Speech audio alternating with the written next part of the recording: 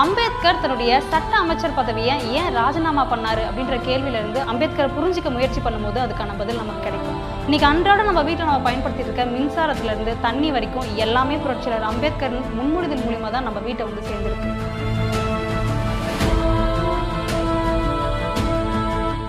இன்னைக்கு நாம அரசாங்க வேலைக்கு போக முடியுதுனாலும் அதுக்கு அவர் தான் காரணம். அரசு பணியாளர் தேர்வாணையங்களும் வேலைவாய்ப்பு பதிவு அலுவலகங்களும் உருவாக அவர் தான் காரணம். இன்னைக்கு 8 மணி நேரம் வேலை பார்த்துட்டு நம்ம எல்லாம் வீட்டுக்கு போறனாலும் அதுக்கு அவர் தான் காரணம். பெண்களுக்கு மகப்பேறு விடுமுறை, தொழிலாளர்களுக்கு காப்பீட்டு திட்டம், இது எல்லாமே அவருடைய முன்மொழிதல் மூலியமா தான் உருவாக்கப்பட்டது.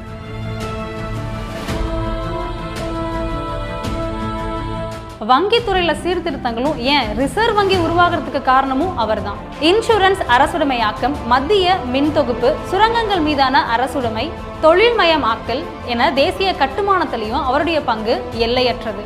தேசிய